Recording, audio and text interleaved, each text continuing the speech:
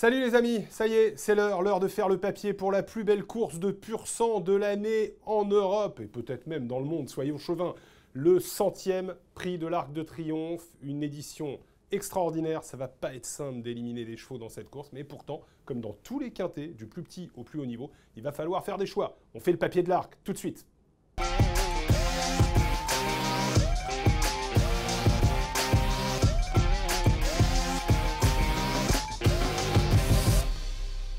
Et avant de commencer le papier de ce 100e prix de l'Arc de Triomphe, n'oubliez pas, si vous aimez ce produit, eh bien likez-le, abonnez-vous à notre chaîne YouTube et suivez tous nos contenus sur nos différents réseaux, Twitter, Instagram, Facebook. Vous allez être au courant de tout ce qu'il faut savoir pour bien aborder ce prix de l'Arc de Triomphe qui est abordé dans des conditions absolument idéales par celle qui devrait être normalement sa favorite, Tarnawa.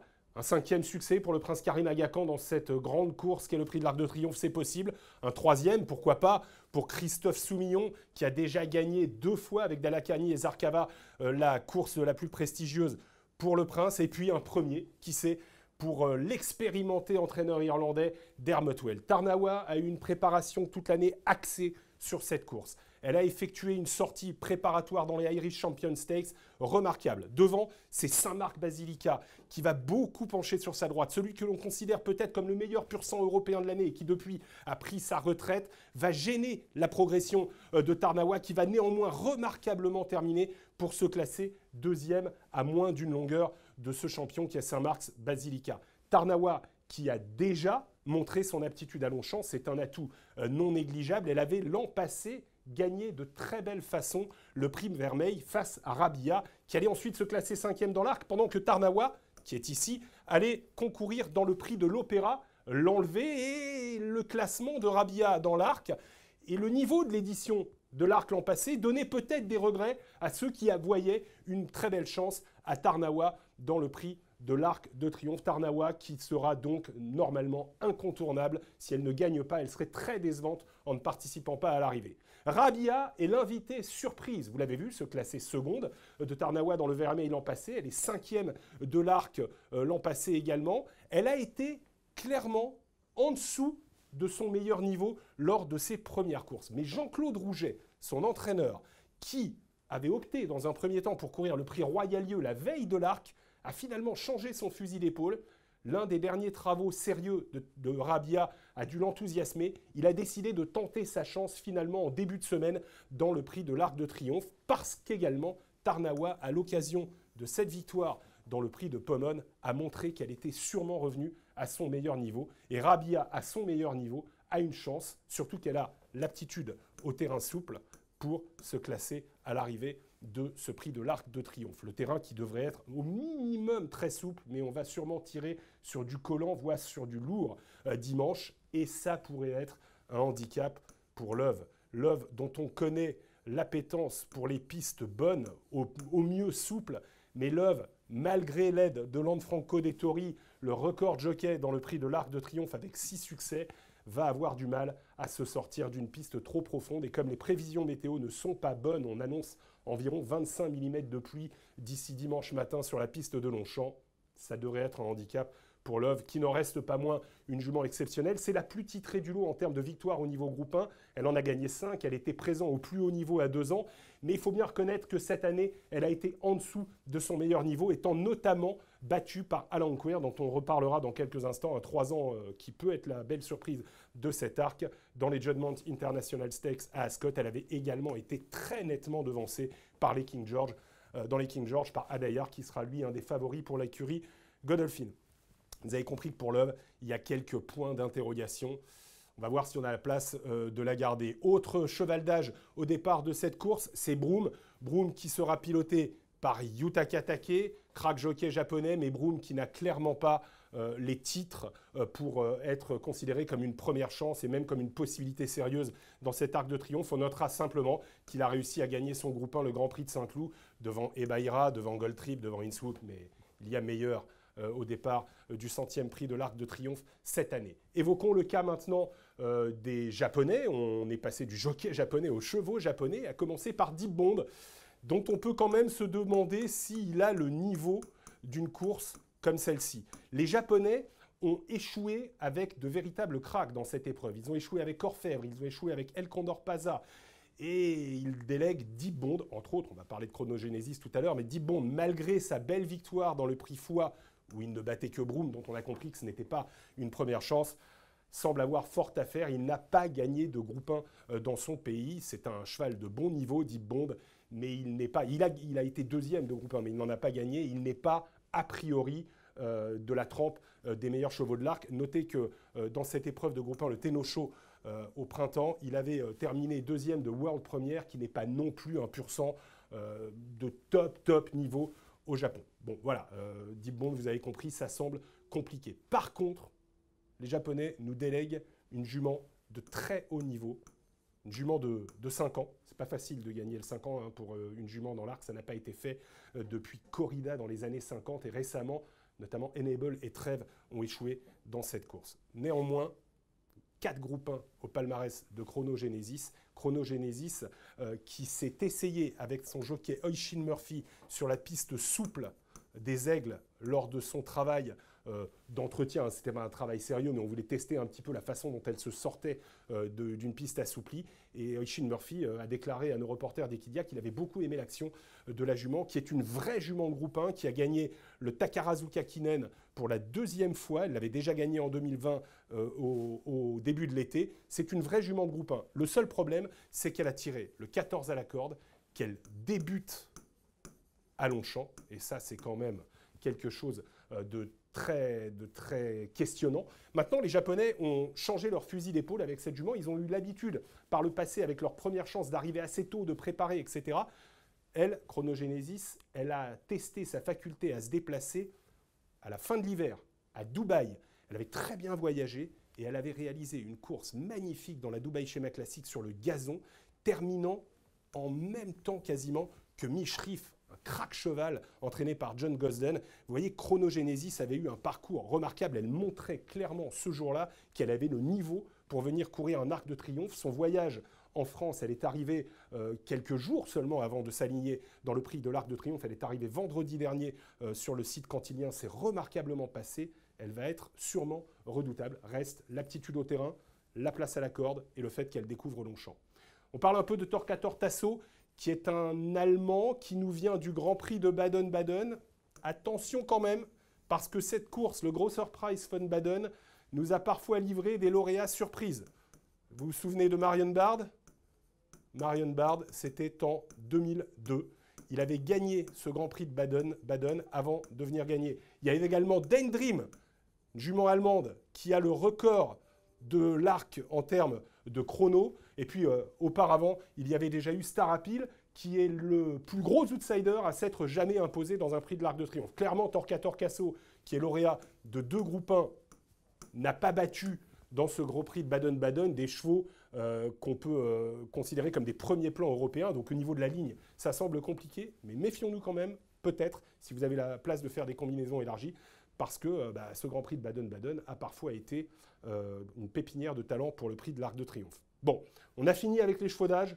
Maintenant, on va attaquer vraiment quelques concurrents totalement incontournables au niveau de la génération classique, celle des 3 ans. Et on commence par évoquer celui qui talonne au betting au niveau des bookmakers Tarnawa, c'est Adayar, l'un des 2 représentants de l'écurie Godolphin. Adayar qui a été impressionnant dans les King George durant le mois de juillet. Il a devancé très nettement Love et Broome. Et cette victoire a été vraiment obtenue d'une façon extraordinaire. Et cette victoire a été obtenue aux dépens de Mishrif, qu'on a vu battre tout à l'heure. Chronogenesis dans la Dubaï Schéma Classique. C'est une ligne exceptionnelle et c'est une ligne qui faisait suite à une magnifique victoire dans le Derby d'Epsom pour Adayar, qui est un cheval qui a une façon de galoper absolument formidable, qui tient comme un cric. On peut peut-être avoir un léger doute sur le terrain. Il n'a jamais vraiment totalement confirmé son aptitude à une piste très assouplie. Et il va tenter un triplé exceptionnel. Derby d'Epsom, King George, Prix de l'Arc de Triomphe, qui n'a été réalisé que 2 fois dans l'histoire des courses par Lamtara et par Milrif. Il avait été époustouflant dans le Derby d'Epsom, s'échappant dans la ligne droite, gagnant de 4 longueurs, alors qu'il n'était pas avant le coup considéré comme la première chance de l'écurie Godolphin. Mais bon, on a l'habitude parfois d'avoir ce type de configuration dans les classiques de début de saison en Angleterre. Autre Godolphin, Hurricane Lane, qui sera monté par James Doyle. Ce que j'ai oublié de vous dire, c'est qu'à Dayard, c'était le choix de William Buick, le premier jockey de l'écurie. Hurricane Lane, qui a une saison très chargée, il s'est comporté de façon remarquable à plusieurs reprises au niveau groupe 1. La dernière fois, c'était dans le sein léger de Doncaster.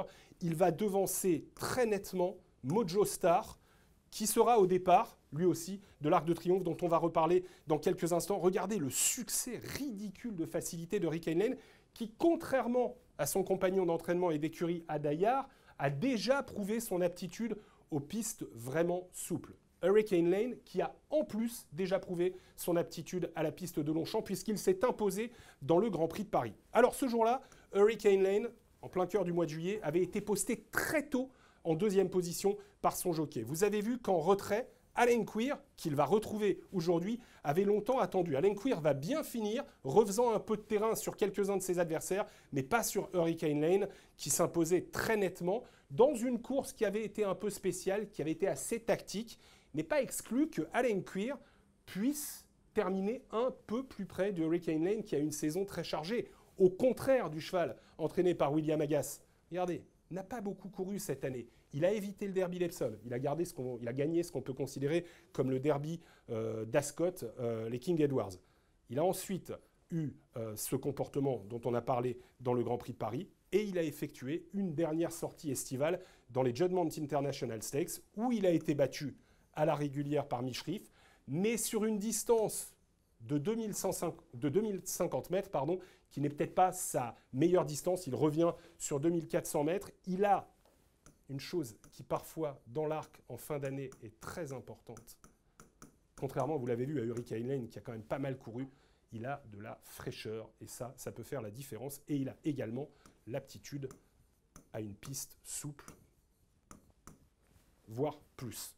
J'ai l'impression qu'Alan Queer est peut-être, malgré le fait que son jockey ne soit pas confirmé dans l'arc, comme marquant une chance très très sérieuse dans cet arc de triomphe. Si on parle d'Alan Queer, on est obligé également de parler de Mojo Star, qui, un peu comme Rabia, est un peu l'invité surprise. On avait deux objectifs possibles pour Mojo Star. La plus belle course européenne réservée aux pur sang, ou une course de niveau nettement inférieur vendredi en Angleterre. Son entourage, l'entraîneur Richard Hannon, a décidé avec les propriétaires de tenter sa chance. Et force est de constater que Mojo Star, qui ne sera pas le favori de cette course, loin s'en faut, a quand même des lignes très intéressantes. Vous avez vu sa tentative face à Hurricane Lane, qui gagnait de 2 longueurs, mais vraiment de façon très confortable face à Mojo Star.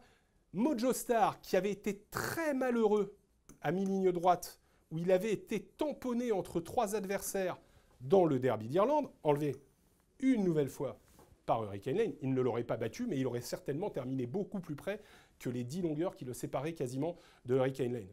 Et Mojo Star, qui s'était intercalé dans le derby entre Adayar et Hurricane Lane. Sauf que bon, il faut relativiser parce que ce jour-là, Hurricane Lane s'était déféré dans la course, ce qui avait handicapé le cheval. Évidemment, Mojo Star a ensuite montré qu'il était en dessous de Hurricane Lane. On ne va pas dire que Mojo Star a une meilleure chance que Hurricane Lane, d'autant que lui aussi a une saison finalement assez chargée, on l'a vu. Maintenant, c'est certainement pas une non-chance, puisqu'on voit qu'il a des lignes face à 2 chevaux qui vont faire partie des chevaux favoris de cette épreuve. C'est un peu triste pour les 3 ans français. Depuis plusieurs années, les mâles de 3 ans français ont du mal à se faire une place dans cet arc de triomphe. L'une des meilleures chances françaises parmi les contingents de 3 ans, c'est Bubble Gift, qui a gagné un prix Niel qui était par le passé la préparatoire à la fin des années 90, début des années 2000. Ce n'est plus le cas depuis en gros le changement d'orientation du programme classique. Néanmoins, Bubble Gift l'a très bien fait. Il aura 2 choses pour lui, c'est qu'il tient comme un cric. C'est un cheval qui a énormément de tenue et que le terrain, ce qui n'est pas le cas de tous les chevaux, on l'a vu, sera pour lui un véritable plus. Là où le terrain va pondérer les valeurs de certains, lui, ça ne le gênera pas, il va faire sa valeur et ça peut peut-être donc le rapprocher des principaux favoris de la course, donc en théorie, il est assez loin. Baby Rider a terminé donc 2e, pas loin d'ailleurs de Bubble Gift, vous l'avez vu. Baby Rider qui avait participé au derby français, le prix du Jockey Club, sur 2100 mètres au mois de juin. Il avait été nettement battu par qui? Par Silhouette. Et si Silhouette était finalement le petit trublion en puissance côté tricolore. Silhouette qui a changé d'entraînement. Il est désormais entraîné par Cédric Rossi. Il était par le passé entraîné par Frédéric Rossi. Siliouet qui va tenter la gageure de participer à l'arrivée de ce prix de l'Arc de Triomphe alors qu'il n'a pas couru depuis le 6 juin. Ça serait une performance d'entraînement absolument exceptionnelle de permettre à Siliouet de faire une rentrée depuis le 6 juin et de participer à l'arrivée. Néanmoins, Siliouet, il a des choses pour lui. D'abord, c'est un des 2 chevaux de la course qui s'est imposé au niveau groupe 1 à l'âge de 2 ans. Il avait gagné le jour de ce prix de l'Arc de Triomphe, un groupe 1 pour 2 ans. Et puis Siliouet a montré que le souple ne le dérangerait pas. Lui non plus, c'est un cheval qui pourrait être avantagé par un assouplissement des pistes. Il arrive avec beaucoup de fraîcheur et il faut dire qu'il arrive avec de la fraîcheur sur une course qui le voyait terminer à moins de 2 longueurs, de Saint-Marc's-Basilica. Saint-Marc's-Basilica, ça nous rapproche de Tarnawa, qu'il a battu.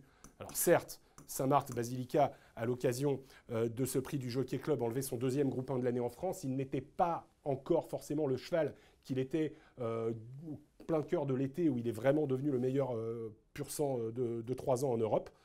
Malgré tout, cette ligne, elle plaide pour Siliouet. Reste à savoir dans quelles conditions il va se présenter. Et puis j'ai peut-être gardé le plus gros point d'interrogation pour la fin. Pourquoi un point d'interrogation? Parce que si vous enlevez la perf dans le prix de Vermeil de Snowfall, battue alors qu'elle était écrasée d'argent, très très chaude favorite, c'est la première chance de la course. Elle était jusqu'à cette tentative dans le Vermeil, depuis ses tentatives dans les Hawks notamment, sa tentative dans les Hawks, elle était la favorite du prix de l'Arc de Triomphe. Pendant tout l'été, chez les bookmakers, elle venait devant Adayar, devant Hurricane Lane, devant Tarnawa. Seulement, voilà, il y a eu cette performance du prix Vermeil. Alors, c'est une performance qu'il faut relativiser, parce que ce jour-là, vous la voyez, elle est ici, Snowfall, le leader qui était monté par Holly Doyle n'a pas véritablement fait son travail. C'est ce que regrettait Lanfranco Dettori, qui était le partenaire de Snowfall ce jour-là dans le Vermeil. Un leader qui n'est pas allé assez vite, la course ne s'est pas assez décantée, et Snowfall, qui est venu, a eu du mal à passer la véritable surmultipliée qu'on l'avait vu passer notamment dans les Yorkshire Hawks ou dans les Hawks d'Epsom. Néanmoins, Snowfall ce jour-là réalisait les meilleurs trackings de 400 à 200, de 200 à l'arrivée et les meilleurs 600 derniers mètres. Est-ce que ça suffit ou pas à pondérer cette déception laissée dans le Vermeil?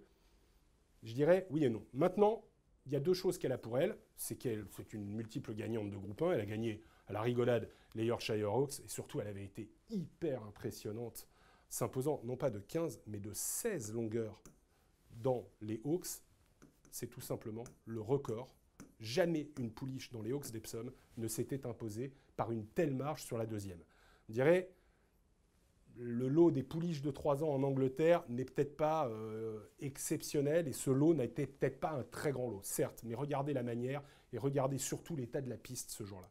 Regardez, vous voyez, ça décollait énormément. Le terrain a été considéré comme bon souple, si je me souviens bien ce jour-là, mais en fait, il était assez testing, assez exigeant, assez profond. Et regardez l'action qu'avait Snowfall pour finir. C'était extraordinaire. Alors certes, il y a eu le Vermeil, certes, on est sur le coup de la déception laissée par la jument entraînée, la pouliche entraînée par Aidan O'Brien dans la course. Mais si le terrain s'assouplit comme il doit s'assouplir, et moi j'ai fait un papier de terrain très souple, voire collant, voire peut-être même lourd pour dimanche, ça devrait elle aussi considérablement l'avantager. On a fini d'étudier la totalité des candidatures de ce prix de l'Arc de Triomphe. Le problème n'est pas simple. Je vais vous proposer 2 tickets. Je vais d'abord vous dire une chose. Je n'ai pas la place ni l'argent, on va le dire, parce qu'il faut faire des choix, pour garder Siliouet. Mais celui-là, ça sera mon regret. Si vous avez la place, faites-lui un petit peu, et que vous avez d'avance grâce à vos derniers jeux, faites-lui une petite place peut-être en bout de combinaison. 2 tickets donc. Un, où je pense que Snowfall, on ne doit pas tenir compte de sa performance dans le Vermeil. Si on ne tient pas compte de sa performance dans le Vermeil et avec l'assouplissement des pistes, pour moi, c'est elle qui doit gagner. Je la mets en tête d'un quintet combiné de 6 chevaux. Tarnawa, évidemment, incontournable. Adayar, Hurricane Lane, qui sont 2 premières chances, évidemment, 2-3 ans exceptionnels. Et puis Alain Queer, qui a des lignes pour lui, qui arrive avec beaucoup de fraîcheur. Et je me dis que le fait que Jean-Claude Rouget ait finalement décidé de courir Rabia, malgré son numéro 15 à la corde, elle va attendre et elle va finir, c'est peut-être un signe, et je me dis qu'elle peut créer la surprise en prenant une place dans le quintet de cet Arc de Triomphe. Et puis une deuxième solution, si vous avez quand même des doutes, et si j'ai décidé d'avoir des doutes sur Snowfall, Si je me dis que sa perf dans le vermeil annonce peut-être une pouliche sur la descendante, eh bien, je ne la prends plus en base. Je remonte Tarnawa en première position. Je laisse 2X. Je mets bien sûr Snowfall, vous voyez, dans les associés. Je choisis en autre base Hurricane Lane, qui devrait être, lui, sans problème s'accommoder en tout cas de l'assouplissement de la piste. Et puis Alan Queer, que l'assouplissement ne devrait pas déranger non plus. Et j'en mets donc 5 en retrait. La petite différence, c'est que donc Snowfall n'est plus dans les bases. Et que comme j'ai pris des bases et que je fais un flexi à 25%, je rajoute Mojo Star. Voilà les amis, le 4 en base Tarnawa, pourquoi pas un nouvel arc pour le Prince Karim Agacan et pour Christophe Soumillon. Hurricane Lane, 4e, Alan Queer, 5e. Ça, il va y avoir de la cote, Alan Queer. Et puis les 5 que vous voyez associés, je garde quand même la concurrente japonaise Chronogenesis, malgré le 14, malgré le fait qu'elle découvre Longchamp et malgré le fait que l'aptitude au terrain ne soit pas avérée. C'est une super jument. Voilà les amis, j'espère que ça vous a plu et je vous souhaite un très très beau week-end de l'arc. Souvenez-vous, likez notre page, likez le produit si vous l'aimez, abonnez-vous à notre page YouTube et puis suivez-nous sur tous nos réseaux, Twitter, Instagram, Facebook. Vous saurez tout sur ce 100e prix de l'Arc de Triomphe qui s'annonce somptueux.